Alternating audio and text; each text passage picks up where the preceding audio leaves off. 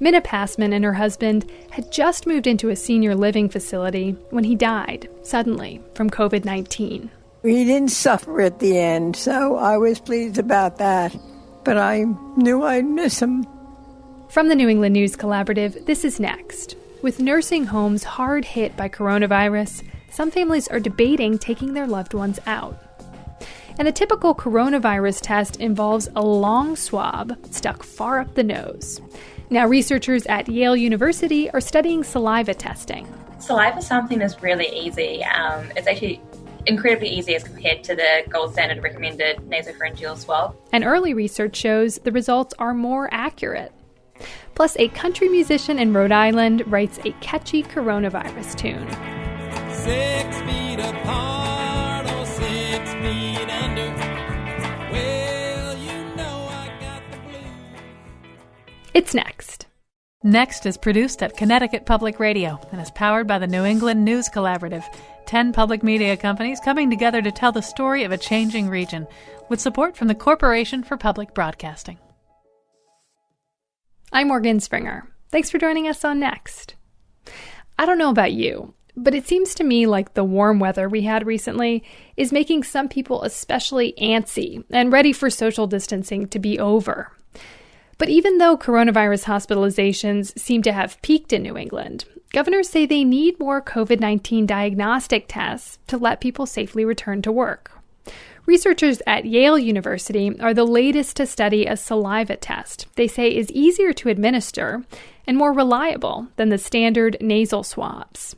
WSHU's Cassandra Basler explains. Healthcare workers wear head-to-toe protection to test someone for COVID-19.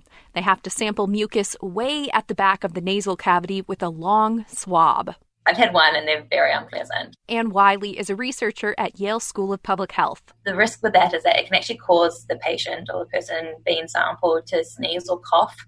And you can imagine if you're that healthcare worker, if you're in very close proximity, that can carry quite a bit of risk when we know that, SARS-CoV-2 can spread by droplets. Wiley and her colleagues say they found a quick way to test for coronavirus that doesn't require protective gear or nasal swabs. Saliva sampling is really easy.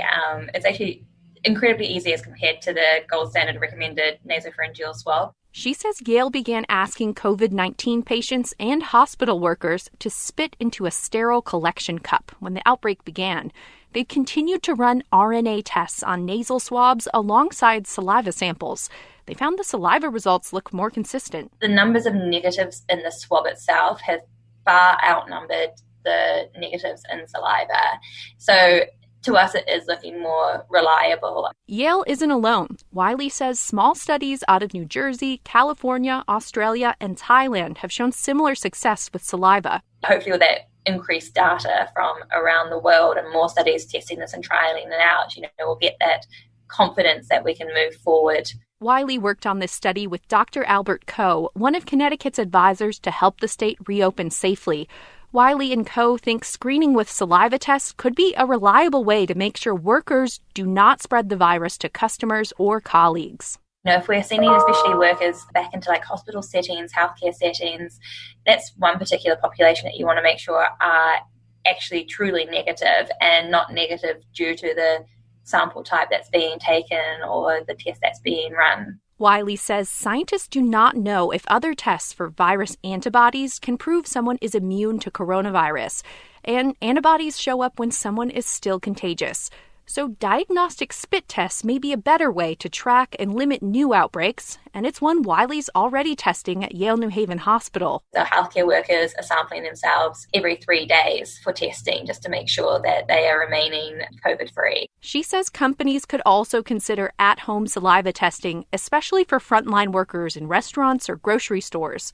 For now, the spit test could save time at drive-through test sites or help neighborhood health clinics use less protective gear. It does hold a lot of promise. It will take off the pressures on the supply chain. This could be widely implemented very easily. Wiley says saliva samples could allow for increased testing capacity across the country. For the New England News Collaborative, I'm Cassandra Basler. The prospect of saliva tests entering the supply chain and working well is positive. But that doesn't address the testing shortage right now. And if everyone's still short on testing supplies, that means states have to compete with each other to claim whatever testing equipment they can get their hands on. Michael Ulrich is assistant professor of health policy and law at Boston University, and he joins me to talk about that competition between New England states. Professor Ulrich, thanks for coming on the show. Thank you so much for having me. Happy to be here. How does the supply chain work, and how does competition come into play?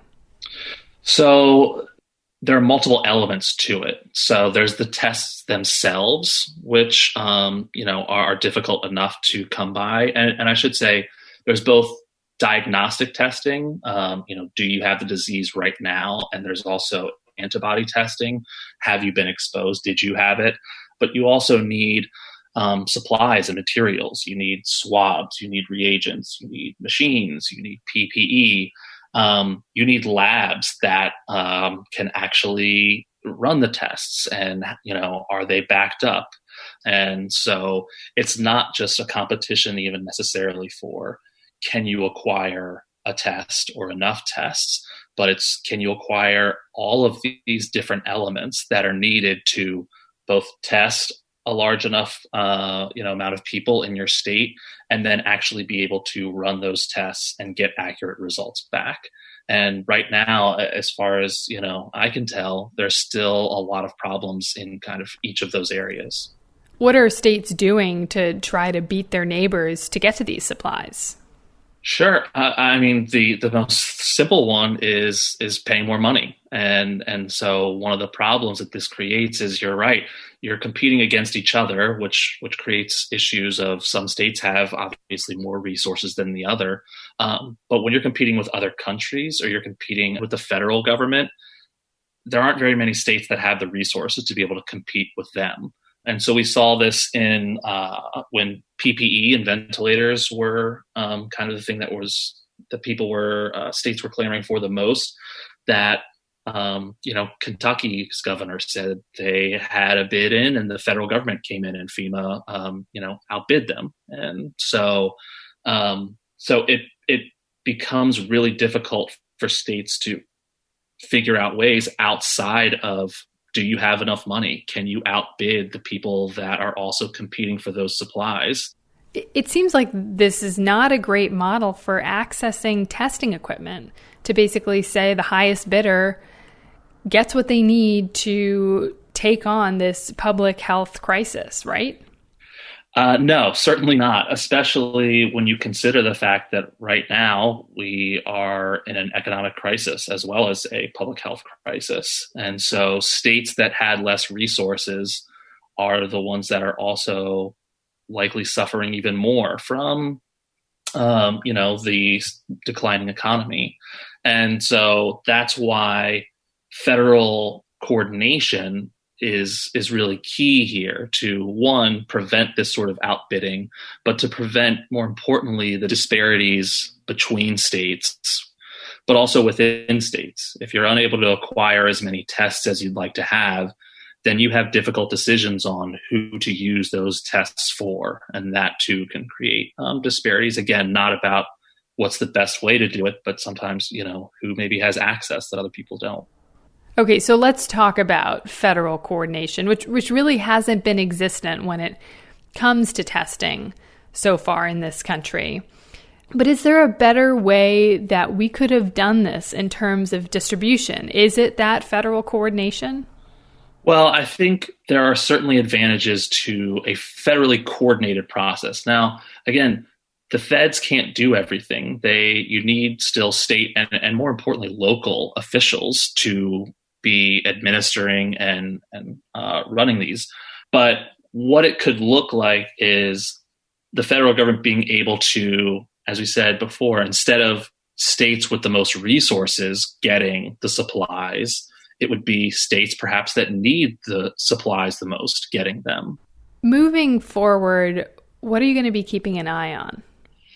One of the things that I'm keeping an eye on is the disparities. We've already seen that racial minorities tend to have higher rates and morbidity. And so again, when we're thinking about testing specifically, my concern is about where those tests are going to potentially go. Michael Ulrich is Assistant Professor of Health Law, Ethics, and Human Rights at Boston University. Michael, thanks for joining me on the show. Thank you so much for having me. It was recently announced that Connecticut, Massachusetts, and Rhode Island have joined a 6-state consortium that will band together to buy testing supplies. They'll also buy medical and personal protective equipment together. This is an attempt to stabilize the supply chain and prepare for a possible second wave of the virus, according to the Connecticut Mirror. In a statement, Governor Andrew Cuomo of New York, who is part of the consortium, acknowledged that competition for equipment drove prices up. This consortium, I think, will help us get the equipment and get it at a better price.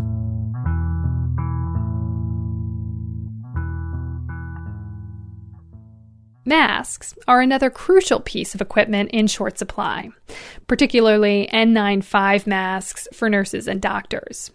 Some hospitals have had to sanitize masks for reuse to make up for the shortage, but researchers are unsure how safe that is.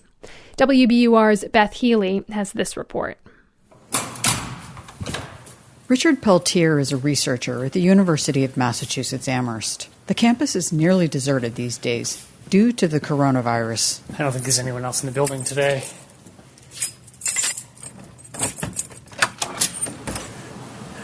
And we've entered the lab. Peltier is going into the lab to test N95 masks. He's hearing from medical professionals on the front lines, caring for patients for COVID-19. Some are worried. They used to throw these masks away after one use. Now hospitals are sending them out for cleaning. One of the concerns that we have is if these masks aren't designed to be reprocessed like this, does it degrade the performance of the mask? And so that's what we're testing, whether the virus particles or any particles for that matter can get through the mask.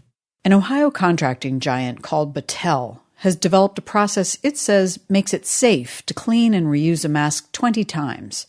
It got emergency approval from the Food and Drug Administration, and it's sanitizing masks in Boston and numerous other cities. Here it's used by Massachusetts General Hospital, along with other partners' healthcare hospitals. But the FDA's approval contains some caveats. One is that cleaning masks is allowed only because there aren't enough new ones. Another says Battelle cannot, quote, represent or suggest that this product is safe or effective for the prevention or treatment of COVID-19. We draw the air pollution through the face masks at a really high flow rate, so we have to use a bunch of vacuum pumps to make sure that the flow rate's at the right speed. I'll turn those on now. It's sometimes a struggle to get the mask to fit on the mannequin head correctly, but it's really important as I struggle to get this mask on to get a nice tight fit so we're sure there isn't any leaking around the mask. Peltier is testing air pollution on masks that have been sterilized in different ways to see if the fibers wear down and if masks lose effectiveness. He's also looking to get his hands on some masks that have already been through the Battelle system. One of the problems I see with Battelle is that when they test whether the masks continue to work, they used a fairly crude measurement of whether the mask was collecting particles or not. By that he means you have to test tiny particles to know whether the virus can get through. But Battelle and some political backers persuaded the FDA that cleaning masks was urgent, in part because there was no alternative. When the regulators first said Battelle could launch by cleaning 10,000 masks a day at its headquarters, Ohio's governor went to President Trump for help. Hours later, the FDA relented.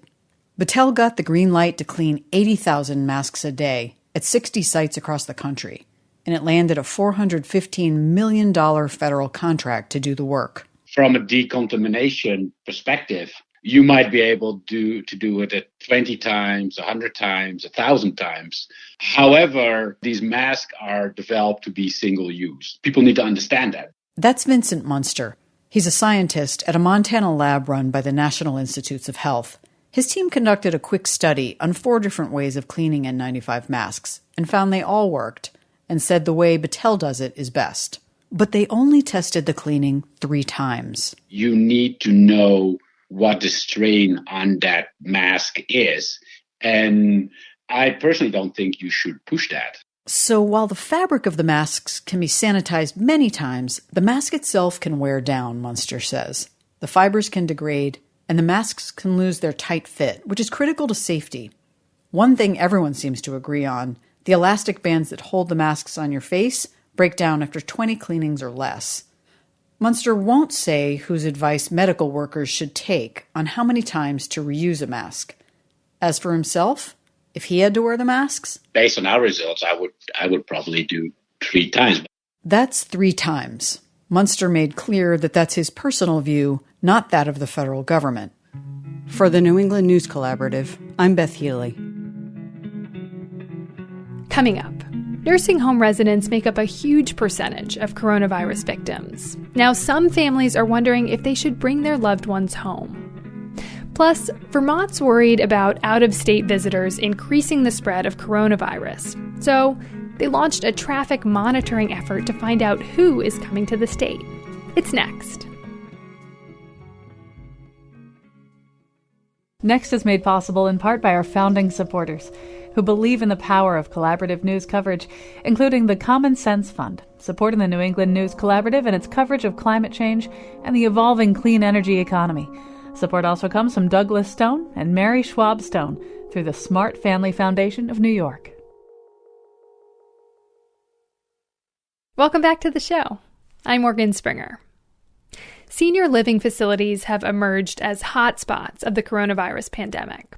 In Rhode Island, Connecticut, and Massachusetts, at least 60% of all COVID-19 deaths have happened in these facilities. Now, some families are wondering if their loved ones would be safer outside these senior residences. WBUR's Amelia Mason has the story of one family's decision to bring their mother home. In March, not long after Bill Passman's parents moved into an assisted living residence in Maryland, his 94-year-old father developed a cough. At first, the family didn't think much of it, even though fears about the coronavirus had recently sent the facility into lockdown. Bill was more concerned about helping his parents figure out how to use Zoom so the family could still talk. We did get him to click on the Zoom link, joined it, and the audio wasn't working. So Bill, who lives in Lexington, Massachusetts, bought his parents a new Chromebook. He sent his brother to deliver it. Literally as he's getting to the door to hand it inside so they can wipe it down and take it up to their room, an ambulance pulled up. And that was for my dad. Bill's father was running a fever, and the facility thought he could have the coronavirus. At the hospital, his condition deteriorated, and he died that night. Bill's brother, Hap, was allowed to visit their mother, Minna, in quarantine to break the news. So the only way I could visit Mom was what? What was I wearing? A hospital gown, a mask, and everything. So that's how I'm grieving with Mom, with a cap and a gown and gloves and a mask. After that, Minna was confined to her room, grieving the loss of her husband of 70 years alone. He didn't suffer at the end, so I was pleased about that. But I knew I'd miss him. A test confirmed that her husband had had the coronavirus. Minna showed no symptoms, but she needed to remain isolated for 2 weeks, just in case. That's when her son Bill really started to worry. She was, lethargic, dozing, bored, and not happy. The family was concerned about Minna being isolated and depressed in a facility under quarantine. Her son Hap and his wife wanted to take her in, but Bill says it was a tough decision. We were concerned about our ability, my brother's ability, to manage medications. If she fell, whether they could pick her up properly. These are questions that a lot of families are asking. In Massachusetts, more than half of COVID-19 deaths have been at nursing and rest homes. Nearly 150 of the state's assisted living facilities have reported confirmed cases of the virus.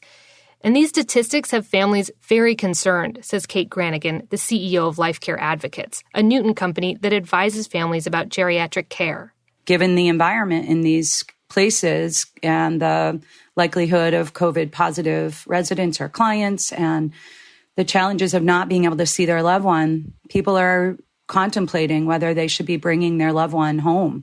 The state has released guidelines for families considering taking loved ones out of senior housing. But so far, there's been no mass exodus from the state's senior living facilities. Here's Granigan. If someone's coming home and they now need 24-hour care and assistance, and a family member is going to try to provide that, That is in itself a big challenge. And getting caretaking help is expensive. Granigan says despite fears about the virus and the isolation of quarantine, few families are choosing to remove relatives from senior housing. Most people just can't take care of loved ones at home. But the Passmans decided they had to give it a shot. Minna's son Hap had room in his house, and her insurance pays for a home health aide to visit every few days. Bill Passman says, so far, it's working out. I think the day she moved in, it seemed like she got 15 years younger. It was such a dramatic shift. I think all of us cried. It's not a permanent fix. Once the crisis ends, the family plans to move Minna back into assisted living, where she can be part of a community. But right now, she's pretty happy to be home. That was WBUR reporter Amelia Mason. One of the deadliest known outbreaks in the U.S. is at Soldiers' Home in Holyoke, Massachusetts. More than 70 residents died after contracting COVID-19, and many more residents and staff have tested positive for the virus. The Veterans Home is now under federal investigation. Another nursing home that's been hit hard is Kimberly Hall North in Windsor, Connecticut. Since the coronavirus outbreak, at least 43 deaths have been linked to COVID-19 at the facility. That's according to Dave Altamari. He's an investigative reporter for the Hartford Courant, and Dave joins me from his home to talk about the reporting. Thanks for coming on the show, Dave. Hey, Morgan. How you doing? I'm good. So, Dave, for your article, you spoke to the families of 16 people who died at the facility, and you start the piece with the story of Etta Hayden. You talk about who she was and what happened to her. So tell us, what did happen? I talked to Etta's daughter, Erin Hayden, who used to go visit her mom every week. Obviously, that was stopped when, at the beginning of March, when they stopped people from coming in. The family couldn't visit her. And eventually she died on April 13th after almost 3 weeks of fighting the virus. And she was one of 3 people who died on April 13th. That was a particularly bad week for the home. There was 13 people that died in 5 days. Wow. And that's of 43 deaths linked to COVID-19 at Kimberly Hall North. Do you know what percentage of the residents that is? There's roughly about 120 people in there right now. So it's slightly over a third. There's another, depending on who you listen to, another 30 or so people who have tested positive. The facility has actually hired a private lab and has now tested everyone. They were very critical of the state. Genesis, the chief medical officer, did an interview with us, and he was very critical of the state. They actually went to the state when they had their first positive test before anybody died, asked for help in testing everyone, and got 6 tests to do. So they were hoping, I think, to be able to test everyone and figure out how widespread it was before it spread through the building. So the facility basically points the finger at the state and says, we asked for tests, you didn't give us enough tests. What does the state have to say about that? At the time that they were asking in early March, the state frankly didn't have any tests, or they had very few, and they were only testing people in hospitals at that point. To be fair to the state, no one had tests at that point. That's one of the big failings, frankly, nationally, that we did not have testing available earlier. Even if the facility didn't have enough tests from the Department of Health, could the facility have done more to separate patients under the assumption that some of their residents had COVID-19? I think what ended up happening here is literally so many had it that it would have been hard to do. Initially, I think that they probably were slow to react to the fact that the first patient that died was in their dementia unit. And some of the families that we talked to said clearly at that point, they should have known that this was going to become a big problem and that it would spread quickly, which is exactly what happened. What else did you hear from the family members when you spoke to them? You know, how did they feel the staff at Kimberly Hall North had handled the outbreak and the situation? A wide variety, actually, Morgan. Some people were nothing but complimentary about how the staff dealt with their loved one, and they kind of felt that once it got in the building, there was not a lot that could be done. Some people were upset that they felt they weren't properly informed that their loved one had COVID. In some cases, they were never tested. They're presumed to have died from COVID-19. Wow. So ultimately, when people read your article in the Hartford Courant or hear about what's happening at this nursing home, what do you want people to walk away understanding? Kimberly Hall is an example of what's going on in practically every state in the country. Once the virus gets into these facilities, it's deadly. And I think probably when all's said and done, 60 to 70% of the people who die from this disease are going to be nursing home patients or, elderly people. Dave Altamari is an investigative reporter for the Hartford Courant in Connecticut. Thanks for sharing your reporting with us, Dave. All right, thanks, Maureen. Dave says he thinks the number of COVID-19 deaths at Kimberly Hall North has now risen to 46 since he first published his story.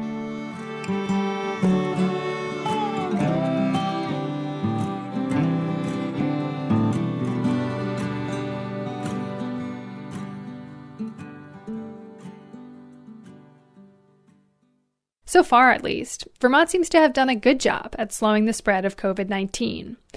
But neighboring states, like New York and Massachusetts, are coronavirus hotspots. Vermont Governor Phil Scott says his biggest worry now is that visitors from those areas will bring the virus with them to the state. And as Vermont Public Radio's Peter Hirschfeld reports, the governor's administration has launched an unprecedented traffic monitoring effort to find out just how many out-of-staters are coming to the Green Mountains.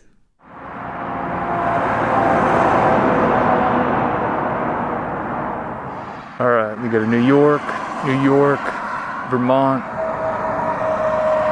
Massachusetts, New York. I'm standing in a grassy field next to Route 4 in Fairhaven. It's smack dab on Vermont's border with New York, and I'm not the only one counting cars here.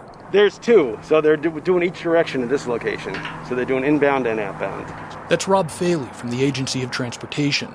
He says the guys sitting in the pickup trucks on each side of this 4-lane highway have been here since 6 this morning. They have one job and one job only: to log the name of the state on each and every license plate crossing into Vermont from New York and vice versa. They're tracking the percentage of in-state license plates versus out-of-state license plates. This is one of 28 border crossings being monitored for 14 hours a day by the Agency of Transportation.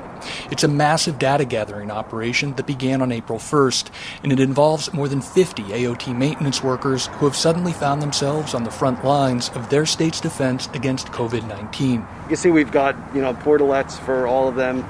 And we do drive around. We have relievers that go around, give them, a half-hour break in the middle of the day so they can grab a bite to eat and just take their eyes off the road for a few minutes. The growth rate of COVID-19 in Vermont is now among the slowest in the nation. The same cannot be said of New York and Massachusetts, however, and while coronavirus-related deaths in each of those states have been on the decline in recent days, Governor Phil Scott says the COVID-19 hotspots there are still raging. My biggest fear is that we'll have a few of those embers come into the state and then erupt, and we're not prepared for them. And then we have a full-blown pandemic right in our own backyard. On March 30th, Scott ordered anyone coming into Vermont from outside the state to self-quarantine for 14 days. 2 days later, the Agency of Transportation began its new car-counting mission. And according to Scott's communications director, Rebecca Kelly, the numbers have been encouraging. And nothing that's raised to the level of thinking we're seeing a huge influx or a major change in inbound visitors. Kelly says the data is a big reason Scott decided not to institute some of the more restrictive travel limitations seen in other states. Looking at some things that other states did around having the National Guard out is something that we were seeing happening in other states and that we were seeing some calls for here in Vermont. So this was really about getting a sense of whether we needed to explore other options. Options like the one featured in this TV news story from Rhode Island last month. And here in southern New England, some residents are concerned about people from New York coming here and potentially spreading the virus. And starting tomorrow, Governor Gina Raimondo has ordered the National Guard to go door to door in coastal communities looking for people from New York. And today, state troopers began pulling drivers over if they have New York license plates. The license plate data gathered by the Agency of Transportation isn't perfect. Faley says they have no way of knowing how long out-of-staters stay in Vermont or what they're doing while they're here. Of the nearly 1.6 million inbound plates counted so far, nearly half were from somewhere other than Vermont. The state recently scaled back the total number of border checkpoints, but Scott doesn't have any immediate plans to stop counting visitors from states with more serious COVID-19 infection rates. They're still seeing a number of deaths. They're still seeing positive cases. So this isn't over for them, and they are literally in our backyard. And based on the border monitoring data, coming to Vermont's front yard, too. For the New England News Collaborative, I'm Peter Hirschfeld.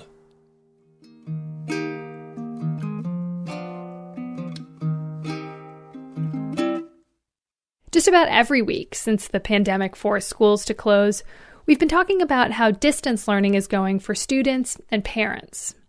This week, we caught up with Ramona Santos. Her daughter is in middle school in Providence, Rhode Island, and has a disability. In addition to helping her daughter at home, Ramona helps other parents of color. She's the executive director of the organization Parents Leading for Educational Equity in Rhode Island. Ramona joined us back in March on a regional call-in show when her daughter was doing well with distance learning, but many of the parents Ramona helps were struggling. I started out by asking her how things are going now for her daughter. Well, at the beginning, I think we got lucky. My daughter has multiple disabilities. And at the beginning, it was not as stressful. The first few days were stressful, but then she started to feel more comfortable with just doing the distance learning. But the last 3 weeks, really her mental health has, suffered. She has expressed being very anxious because of, the workload that she's having, and she feels that school is for passing, not for learning. You are the executive director of the organization Parents Leading for Educational Equity, or PLE. That organization supports parents of color to have some decision-making power. And I'm wondering, in your conversations with the parents that you work with, what are the challenges they're still facing? Well, this morning, the first call I got was at 8 a.m. from a parent that I have been working since the beginning of distance learning. And, she expressed being really, really stressed out about the workload. And, that's a different level of challenges when when your child has an IEP and all of those services that come with it. And just for our listeners, an IEP is an individualized educational plan, which basically is a plan for a child's special education experience. Go ahead. Yes. So she was very stressed out. And I think those challenges remain, and I think they will remain because it's very difficult to provide those services, and coach a parent at home. And the language barrier continues to be an issue. So the computer literacy is another issue. If a parent is not knowledgeable on how to manage use a computer, I don't think you can learn that in a couple of weeks. So I think those challenges are going to remain until the very end of distance learning. One of the things you had talked about back in March was that you had emailed the school district in Providence to ask how they would be supporting parents who don't speak English, and they told you they were going to be hiring translators. Has that happened? Yes, so they have a new software that teachers can communicate with parents, and what I know that parents have shared is that they are really hearing more from the school. The other thing that I think has been really important that I have heard from parents is that they're communicating with teachers in a better way.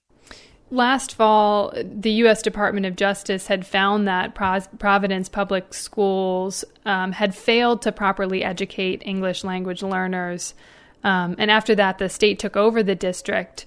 It sounds like from you that you feel like they're trying very hard. And is there any indication that patterns are repeating themselves, or is this really a new way forward with the district? I am in between. I think there is political will right now to do what it takes to better the district. That I am sure of. But again, I think that what I want to see is concrete things. I don't want to see more posts about how well things, because things are going, some people are having a great experience or a good experience with distance learning, but multilingual language are going to be struggling, because if they were struggling in the classroom, you cannot tell us that they are going to be doing well at home.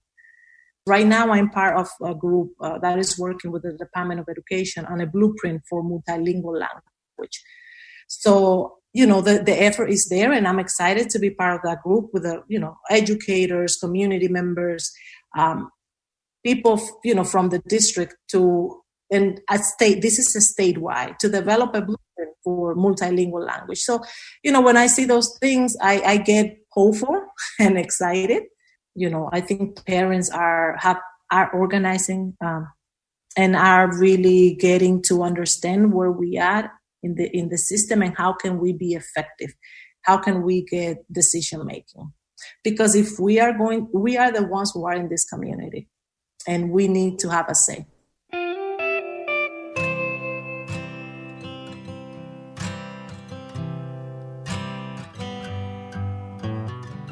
That was Ramona Santos, the executive director of Parents Leading for Educational Equity in Rhode Island and mother of a middle schooler in the Providence Public School District.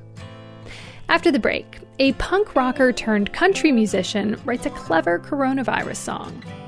And we hear from high school seniors missing out on their spring sports season. It's next. Next is made possible in part by our founding supporters who believe in the power of collaborative news coverage, including the John Merck Fund, supporting the New England News Collaborative and its coverage of climate and clean energy. Okay, we're back. Since the coronavirus outbreak, we've been asking you to share stories and comments, and we've really been enjoying your responses. Last week, a listener named Kristen from Manchester, Connecticut, answered our question about how she's been reacting to other people's behavior during the pandemic. They've been wonderful out in the parks by keeping their distance, but I really, really wish whoever is out there with a basement full of wipes and disinfectant spray would give some of it back to the stores. Please leave some for the rest of us.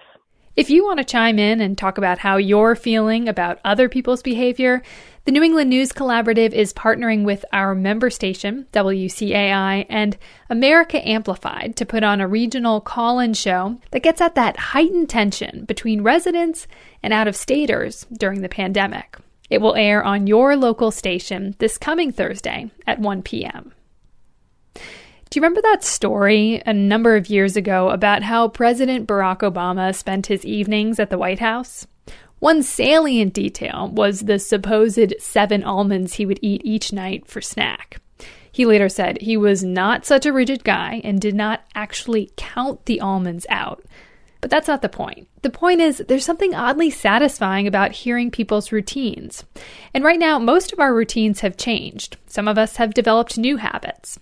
So tell us what your routine looks like right now, from small telling details, like the almonds, to big new projects that are filling large portions of your day.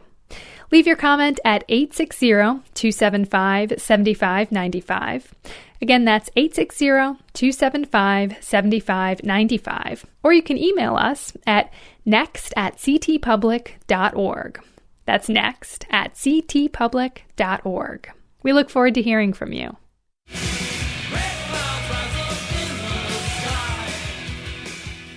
If you followed Boston's punk rock scene in the 1980s and early 90s, you might recognize the voice of Bob LaRue, lead singer of the Busted Statues. Today, Bob lives in Cranston, Rhode Island, and sings country. And like everyone, he's thinking about the coronavirus. So much so, he's written a song about it that's likely to get your foot tapping. Alex Nunes of the Public's Radio tells the story. When the coronavirus started heating up weeks ago, Bob LaRue was texting with his bandmates and the Almighty Cowboys about whether to meet for practice. Sure, someone said, so long as we stay 6 feet apart. That gave Bob an idea for a song. I just started writing the song. It was all written within just a matter of minutes. 6 feet apart or 6 feet under. Well, you know I got the blues. There's pain in my heart, but I ain't going yonder. Lord, I want to spend my time with you. His band didn't get together in the end, so Bob turned to his family and recorded the song with his wife Marta on bass and son Jackson on lap steel. 6 feet apart or 6 feet under. I'll be by your side. That was the reason why we recorded it as a family, because we're here together, we got nowhere to go, and I thought it'd be just a really fun song for the family to record.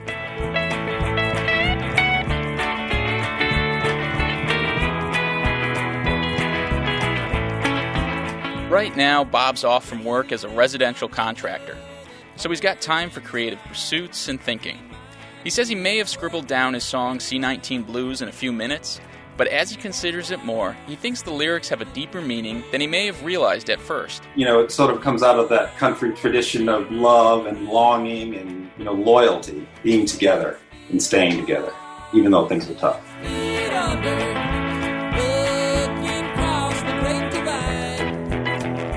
Bob says he's getting positive feedback about the song from people online, but he doesn't expect he'll turn to the coronavirus much more for artistic inspiration. If he does, he says, it will be after the pandemic's passed and people are ready to come together again in person to enjoy some good company and good music. For the New England News Collaborative, I'm Alex Nunes.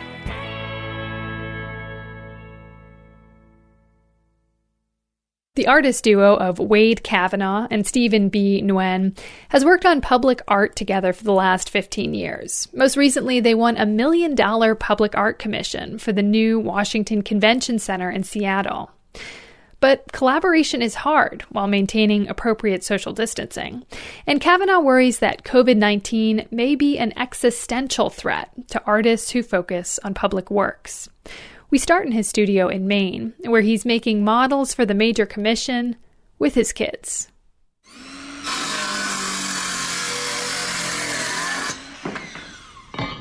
We're trying to put everything we have into it because it's the first big commission that we've gotten, and it could be the last.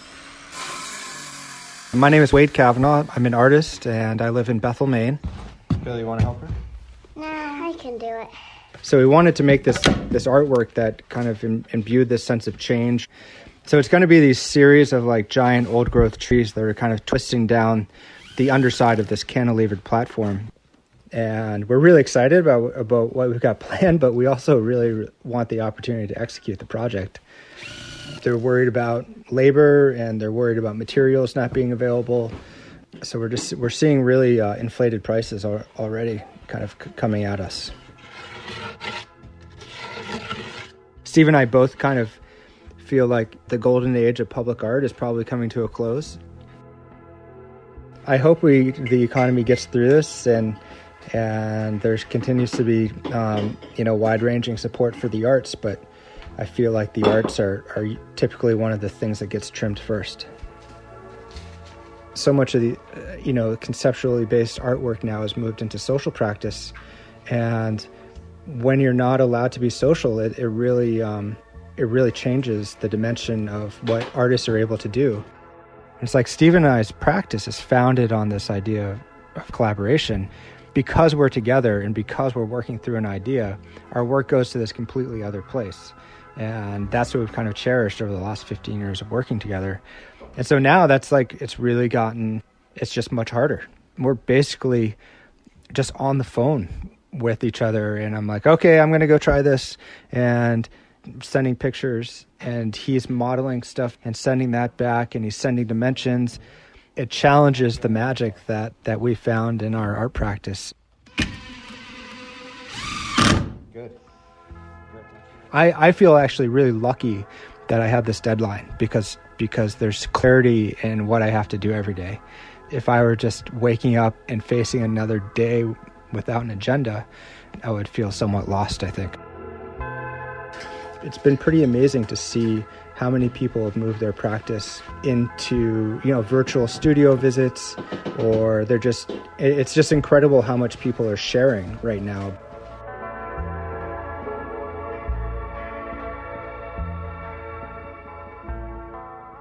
That was Wade Kavanaugh discussing his collaborative art practice with Stephen B. Nguyen and the struggle to produce public art during a pandemic. Maine Public Radio's Willis Ryder Arnold produced that piece.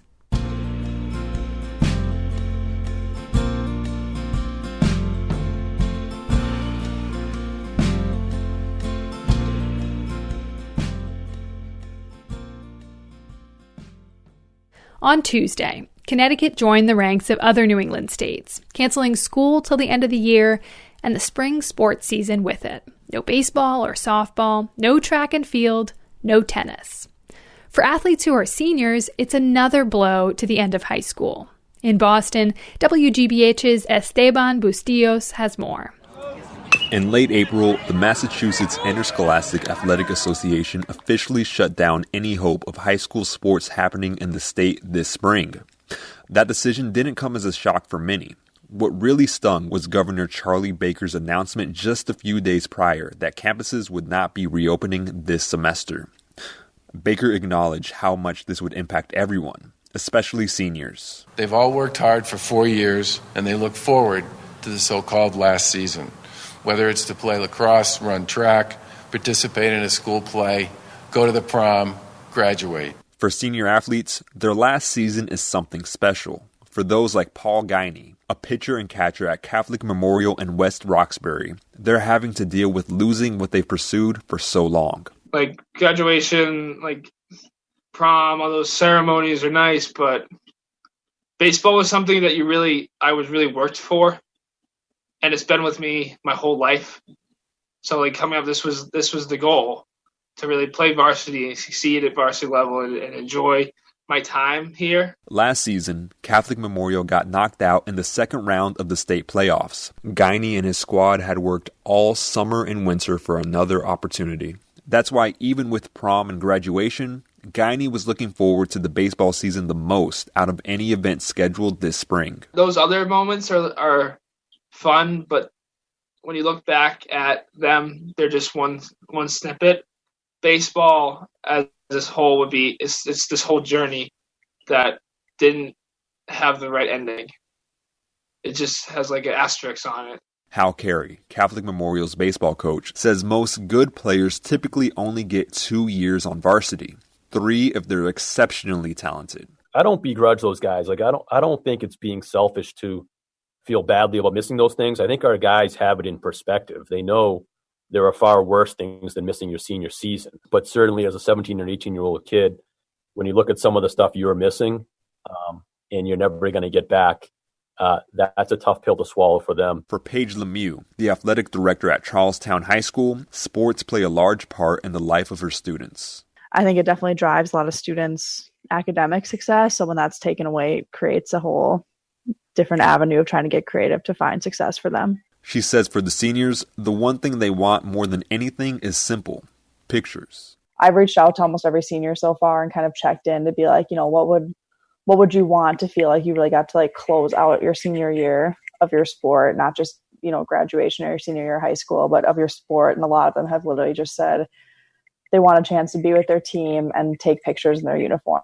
Charlestown High's boys outdoor track team is the Boston City League's reigning champion and was looking forward to defending its title. Ricardo Darius had run track for Charlestown since he was a freshman. He wanted the chance to repeat and get photos with another championship banner in his hands. But that's not going to happen. He can't even get his senior photos done professionally.